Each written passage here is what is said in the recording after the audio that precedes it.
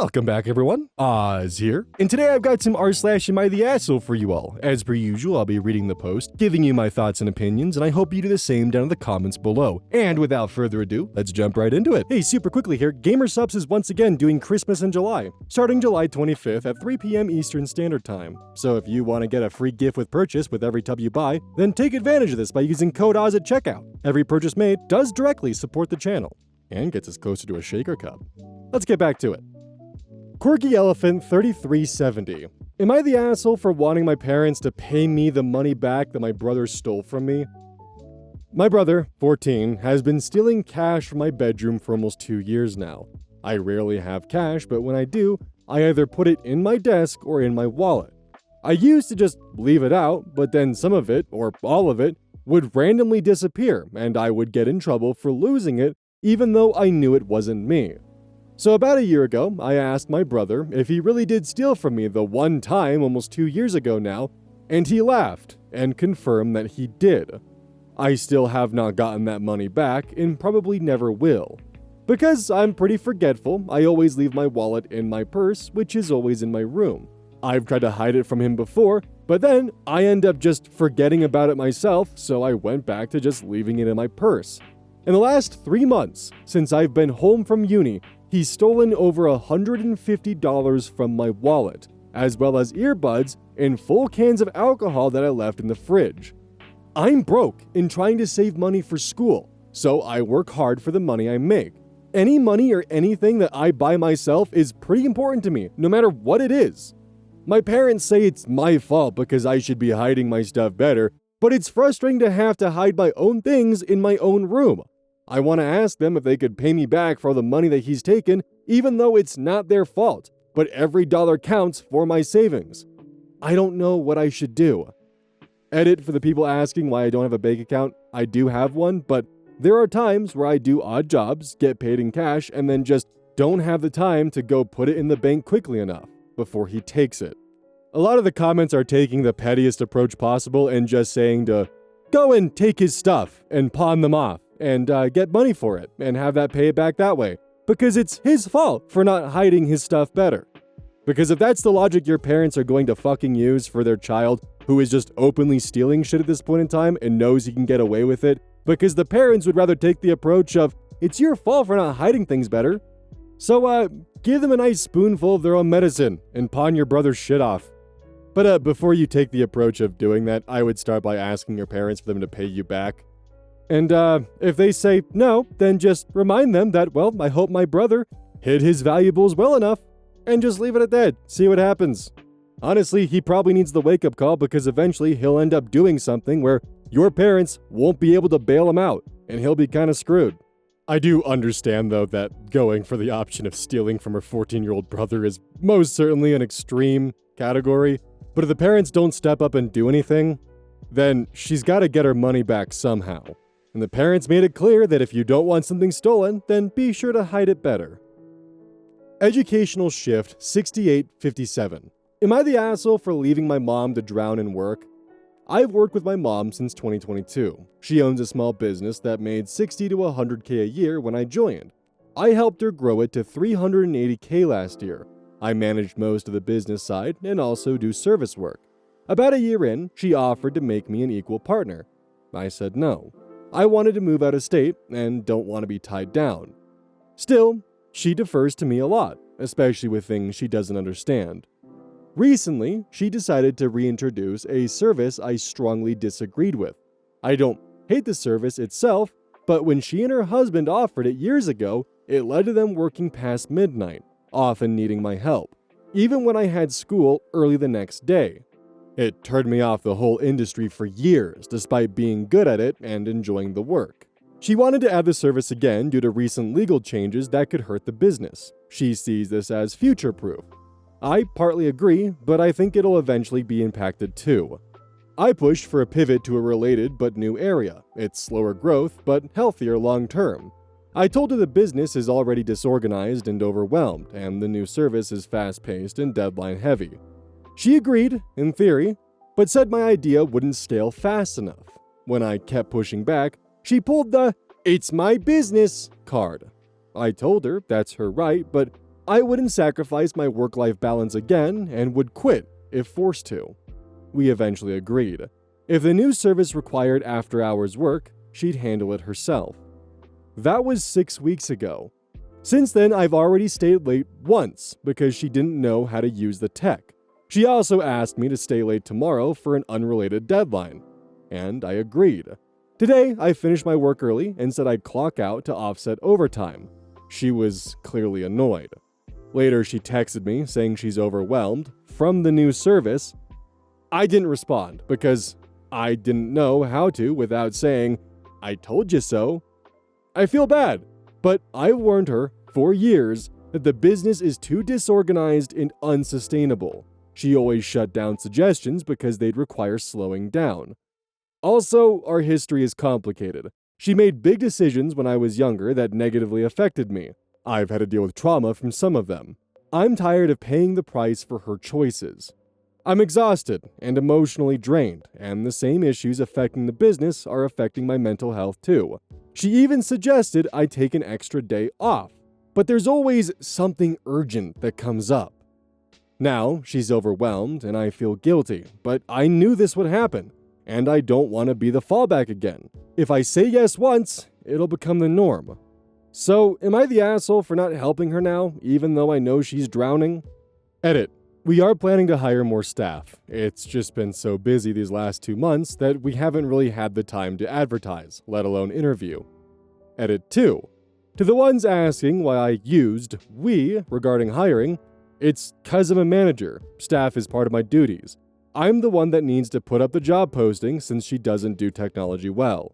Also, I've decided to sit her down for a talk and give her a hard deadline.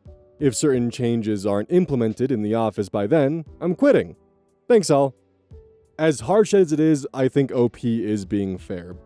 They warned their mother that this system and the current state of the company without having hired help would just add more to the table in the pile of things they had to do and potentially cost more than the benefit it actually gave, and would certainly overly exhaust them. OP's left with the decision where either they step in and help their mother out, which then exhausts both of them on a system that OP tried to warn their mother about, or they just let them learn for themselves for once, and let them figure out the fact that OP did try to warn them. OP let them know that this is what would happen, and OP's mom chose not to listen, and here we are. Like, it sucks watching a family member struggle with something, especially when you can help with it. But at the same time, if you actively bail them out from every problem they put themselves into, you're only going to incentivize that problem continuing. I think OP has a decent game plan, and I really do think, though, that they should get a move on getting the hiring process fully set up so they can get additional hands on deck. After talking to their mother about potentially minimizing some unneeded additional work tasks. I do wish OP wasn't as vague with what's going on, but I understand for the sake of privacy. Forever happily single. Am I the asshole for not giving my roommate my half of the security deposit? So, I was sharing an apartment with another roommate. Our security deposit was $1,000, split evenly between us. We each contributed $500. At the end of our lease, we both decided we would be ending it. The month of our lease, I was super busy, so I decided to just give up the security deposit and let the landlord deal with the apartment. And I'll just eat whatever cleaning costs that they wanted to deduct from the deposit. My roommate, however, wanted the full security deposit back. So I told her, sure, go ahead and clean. I'll send you the full amount back. If they deduct anything, I'll cover it then. So she cleaned the entire apartment, including the common area, living room, kitchen, bathroom, as well as her own room. The only place she didn't clean was my room, which was fine with me. After we had moved out for about a month, the landlord sent me a check for the return of the security deposit, which was $750.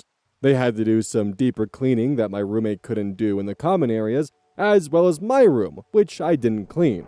This is something I had expected. Since we had lived in that apartment for 5 years, there was no way my roommate could have cleaned it up to professional standards. A $250 loss after 5 years is not bad though, in my opinion. So, as promised, I sent my roommate her full $500 back and took that $250 loss on myself. Now my roommate is... Wait, what? I thought you were going to give her the full deposit. Now my roommate is blowing the fuck up, saying when I said I would send her the full amount, she thought I meant the entire $750 amount. She argued that because she cleaned and I didn't, that meant she should be entitled to my part of the deposit too. I told her that I never hired or asked her to clean, and I'm not a bank for her money to grow interest. She cleaned to get her full deposit back, not to get more money from me. She called me an asshole and blocked me on social media, LOL. Our mutual friends are split. Some think I'm right, some think I should have given her that extra $250. Am I really the asshole in this situation? Like, look, it's very apparent that, I was under the impression that you promised her the entire deposit if she was willing to clean, because you were already walking into that from the standpoint of, I'm just going to forfeit my deposit and make the landlord do the work. Meanwhile, she offered to do the cleaning, and you stated, in quote, my roommate, however, wanted the full security deposit back, so I told her, sure, go ahead and clean. I'll send you the full amount back. If they deduct anything, I'll cover it then. That wording is vague enough where I could see it being taken either direction, but because, as the audience reading your post, we're also given the impression that you were fully willing to forfeit that $500 in order not to clean. Then your roommate came around and said they wanted the full deposit back and offered to clean. Then you said, I'll send you the full amount back. That does sound like you were willing to give her the entire deposit if she deep cleaned the house. You decided to give up the security deposit not just for yourself, but for her. It very much came across as though you were willing to forfeit that $500 in order not to do any work on the apartment. So, I'm definitely in the boat of you being the asshole on this one, but I'd be very interested to hear some additional comments and opinions from other people in the audience. Let me know what you think. Brilliant Horse 2382. Am I the asshole for apologizing to the server for my husband's behavior and not being on his side? Reddit's deemed this one to be everyone sucks. Let's see if we can find out why. For context, we're on day 2 of a beach vacation with our toddler. We're getting dinner on the boardwalk. We're seated at our table and nobody came to us for a good 15 minutes. Mind you, it's 9 p.m. and we have a ticking time bomb toddler. Both of us are itching to get in and out. Luckily, the place seemed pretty empty. Our server finally takes our drink and food order. At one point, she comes to the table to apologize to my husband. I accidentally charged you extra for your beer. There's a special running, so she should have used the special price, a $2 difference. She asks, would you like me to fix it? We're stunned at her question. What customer wouldn't want the correct price? He jokingly asks for a free beer, to which she said, "Ha, I wish I could." They agree for her to change the price of his second beer to be $2 cheaper. Next, our food comes out. His is an entree with sides. Turns out, his vegetables are ice cold. The entree was lukewarm, but I felt the veggies, and they seemed to have come directly from the fridge. A shitty restaurant mistake, but a mistake. Vegetables. To summarize, our server, a young 20-something female, has to hear him upset about the cold food. Multiple times he asks her, feel the food, feel it, to prove it's cold. It was fridge cold. I can see she's uncomfortable as he repeatedly says this. The food is cold. He's not paying for anything. He doesn't yell, but he's a large, tall man with a deep voice. If I were her, I might feel uncomfortable, threatened, or that there is the potential for escalation. Also, it was the kitchen's fault, not hers, that the vegetables are cold. I keep telling her she doesn't have to feel the vegetables. She offers him another meal, and he says he doesn't want anything. He added a comment related to her asking if he wanted the $2 beer overcharge fixed. She could be new, or she could be bad at her job. Am I the asshole for apologizing to her, saying we will pay for the rest and leave, and not agreeing with him we should get it all free? I was thoroughly embarrassed by his response. His demeanor was inappropriate and unwarranted for cold vegetables, bad service, wait time, and poor service practice, the wrong beer charge. I feel he lost all credibility when he continued to ask for it all free and came across angry and wasn't reading how upset the girl was. He wasn't mean or cussing, but he gave off angry vibes. Am I the asshole because I got the baby and told him we're leaving and hurriedly walked away? and left him to get to the beach wagon while I just kept walking down the boardwalk, he caught up to me a few minutes later. Overall, I'm mad at his response and his demeanor because he made the poor girl cry, shame on him, and acted entitled. And he doesn't feel bad about it. He's mad I wasn't on his side and I was too nice, telling him we'd pay for the rest and go. Should I have backed him? Yeah, I understand why this one has the rating of everyone sucks. First, let's start with the restaurant, specifically the kitchen. They should not be sending out cold food like that. That's just unacceptable. That tells me that the kitchen staff is way too familiar and way too acquainted with Chef Mike, the microwave. And even with that, it seems they still can't properly even hit the right buttons for the microwave to work. And that's disappointing, especially when you add on top of the fact of they waited 15 minutes to even be served. This transitions into the next point, the waitstaff. Now, I am one to go in bad for the waitstaff at any chance I get just because I've been in the service industry. But there does come a point where I do feel like I'm gonna have to just be like, okay, yeah, they kind of fucked up here. Not being waited on for 15 minutes, that is agonizing. Even if stuff was going on or she was the only one on staff or things were just kind of like all over the place and she wasn't able to get to them, a simple, hey, I'll be right with you, give me one moment, could have done wonders, because at least at that point in time, they know they're seen and they know that they'll be waited on eventually. But with no kind of confirmation of their existence, it does get frustrating as hell. The next thing goes on to, I do wonder if she was new to the job or, along those lines, because if she noticed she overcharged for the beer during a specialty deal, she should have just corrected the price and said nothing.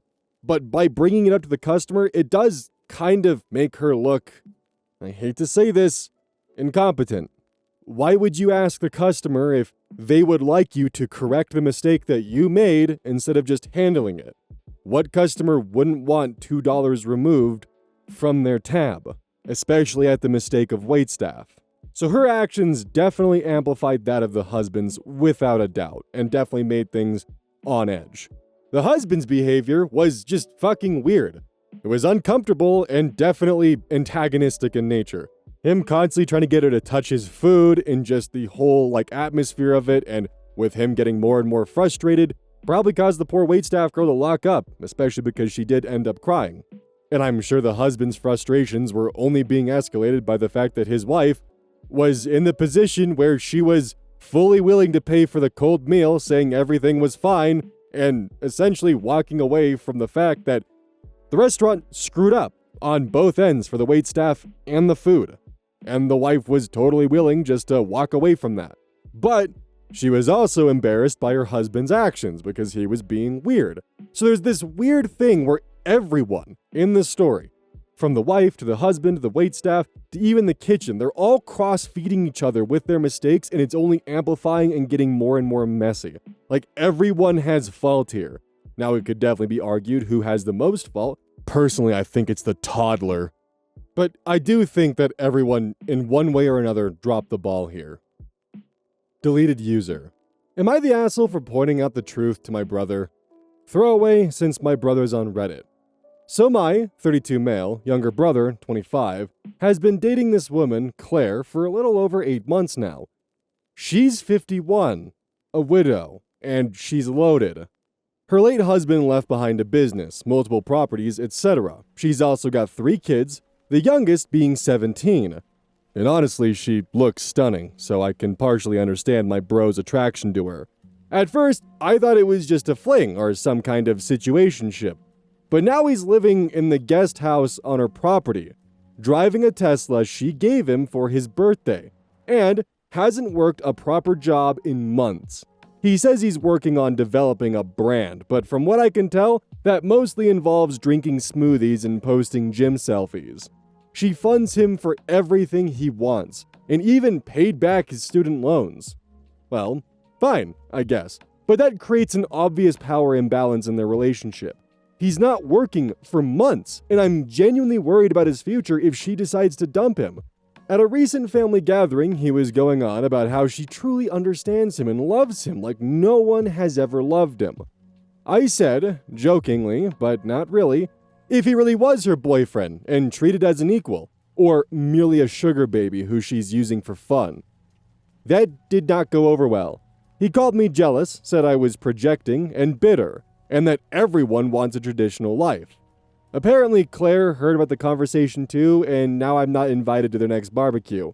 My husband thinks I should just apologize and let him live his life, even though I might have a point. Am I the asshole? Commenter Age Revolutionary 3907 comments, "You're the asshole. This doesn't sound like genuine concern. You didn't discuss this like adults. You made a snide comment in a public setting where a lot of people could overhear. Frankly, your brother seems more right about you being jealous. You didn't try to get him to get a job or not being dependent. You just tried to publicly shame him." Midnight son of a bitch responds, "Yeah, I would 100% have the same concerns as OP, but this is a private conversation. You don't jokingly call someone a sugar baby, and you sure as hell don't do it in public. If it's a legitimate concern, and it absolutely should be in this case, bring it up to him one-on-one. Do not mock him in front of other people and then claim you were just kidding." I think these two commenters are 100% right on the money with this one.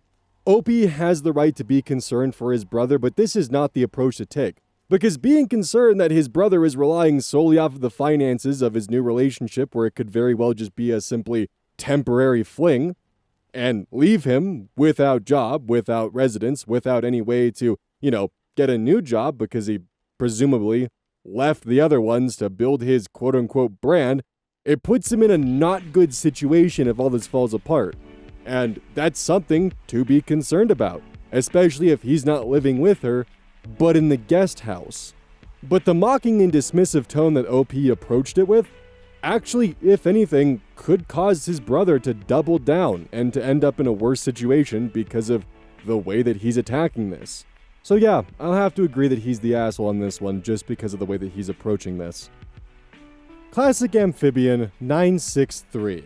Am I the asshole for asking for my dead sister's ring back after my brother used it to propose? My sister died when I was like 6, and she was 17. We weren't super close or anything, but I still remember little bits of her. Her laugh, how she painted her nails, her posters. She was like this perfect angel to my mom after she passed. I barely remember the funeral. When I was like 12, I found this old ring in her stuff. Nothing fancy, just a silver ring with a small stone. It fit me, and I don't know why, but I kept it. It wasn't some big dramatic thing. I didn't steal it or anything, I just took it and started keeping it. I didn't wear it loads or flaunt it, just had it in this little box, and sometimes I'd look at it when I missed her. It kind of became this one thing that felt like mine, like my piece of her. So, anyway, last weekend, we had this family lunch, and my brother, 27 male, brings his girlfriend, who everyone knew he was gonna propose to. And yeah, he stands up, does the big speech, and pulls out the ring. My sister's ring, the one I've kept for like 7 years. I literally froze. His girlfriend starts crying, people are clapping. I'm just sat there, like, what the fuck?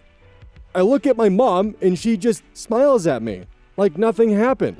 After dinner, I ask her, was that the ring? And she's like, yeah, your brother asked me and Dad, and we said it was fine. She said it was sweet and symbolic, and my sister would have wanted it passed down or whatever. And I was like, it was never yours to give, though. Like, I've had it for years. And she just goes, oh, come on, it's just a ring, don't be dramatic. But like, when I had it, it wasn't just a ring. So yeah, I kind of snapped. I waited till people were outside and told my brother I wanted it back. He laughed at first, then was like, no, what the fuck?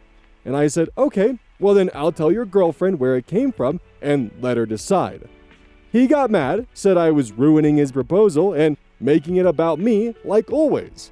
My mom dragged me into the kitchen saying everyone noticed I wasn't happy and that I left halfway through dinner. Yeah, because I was crying in the bathroom. Like, come on. Dad tried to calm it down, but my brother kept going on about how selfish I was and that I'd been weird about my sister for years.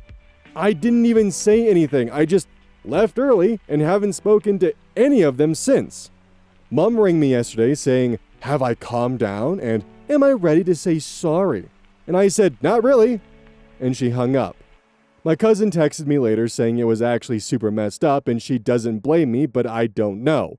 I probably could have handled it better, but I just felt so blindsided. It's not even about the stupid ring, it's just like they acted like it didn't matter to me. Like I didn't matter. So yeah, am I the asshole? Update, 1 day later.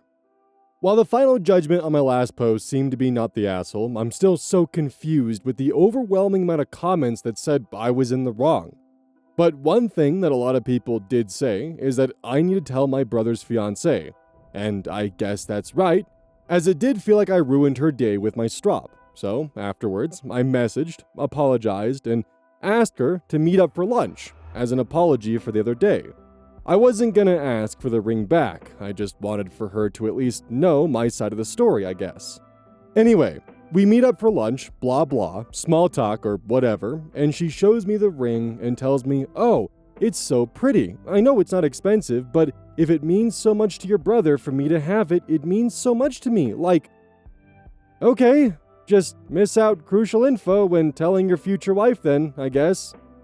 I kind of just stared at the ring and didn't know what to say, and I guess she must have noticed because she began apologizing a lot, saying, I didn't know, I'm sorry.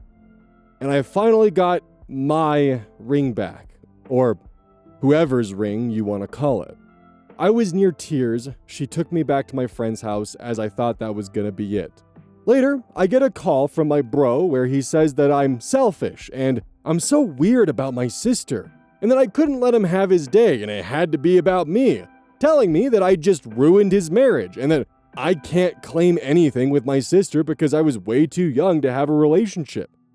He ended the call, and I tried calling both my parents, but they wouldn't pick up, till my dad called later, telling me he's disappointed how I handled things, and that I've blown up my brother's relationship over a person I barely knew. And honestly, I don't know at this point. I feel it's all gone a bit too far. I don't think I can ever come home, and I've just ruined my brother's marriage. Am I the asshole? The last part there I had to kind of figure out what they may have meant, because it does seem they may have missed a keystroke. One thing that I do want to add/talk about is the fact that to a 5 and 6 year old, the time scale and interpretation of a 5 and 6 year old is so fundamentally different than someone who's older. Because when you're 5 or 6, the time scale from December 21st to December 25th and waiting for Christmas feels like an eternity. Because in a sense, to them, it kind of is. That's about 3% of their life. Meanwhile, someone who's in their 50s waiting to turn 51, that's about 2% of their life. There is more perceived time in those 25 days for someone that young than someone who is older. And because of that, the relationship with their sister, while it may not seem like much to an outsider and someone they barely knew, there's a chance that to that child, their sister was the world to them. So, in a sense, barely knew is extremely subjective in this case, and it's unfair in its entirety. So, it does get weirdly complicated here, and here's why. So, legally speaking, the ring did belong to their parents because if the sister was 17 when she died and didn't have a will, then her belongings would then go to her parents. So the ring was the parents to decide where it went. However, it does sound like the ring ended up in a lockbox in OP's room that was unlocked. I'm putting this together from a ton of comments and other posts from OP trying to kind of piecemeal this all together here. So there is the fact that the parents had to go into OP's room to retrieve the ring to then give to the brother, who then gave it to the fiancé, who had no idea that the ring came from the dead sister, and then later learned what the relationship was with the sister and OP and gave the ring back, which tells me there might be more things that are unsaid in that relationship. But legally speaking, this was the parents' ring to give away. From a legal standpoint, OP was in the wrong. From an emotional standpoint, I can't help but decide with OP on this one. It's messy, it's not fun, it's not perfect, it sucks, but I do think OP was done wrong in this one. But please, voice your opinions in the comments, and I'd be curious to hear how you guys feel in this one. I will also add that I've been trying to record 2 episodes a day for the past couple of weeks here, trying to get a bit of a backlog built so that way I can maybe have a nice at-home staycation where I can have a few days where I don't have to worry about recording. But, in the process of trying to do that, I've kind of doomed myself to exhaustion, so that's been great. Maybe next time on the Vault channel when I stream, I can spend some time correcting some of my sleepy, terrible takes. That'd be fun. Hey, welcome to the outro. Don't forget this whole thing is basically brought to you by GamerSupps.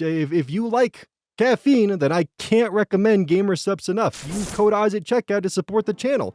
And I do actually use this product. It's replaced all other sources of caffeine for me because I feel good. It doesn't have any of that extra stuff that a pre-workout blend might have. It's with a couple of the extra things to make it so you don't crash as hard. It's good. I like it. Personally, if you really want a good flavor, try the Soda Pressing Pear or even the Dragon Fruit Punch. Those two are my personal favorites right now.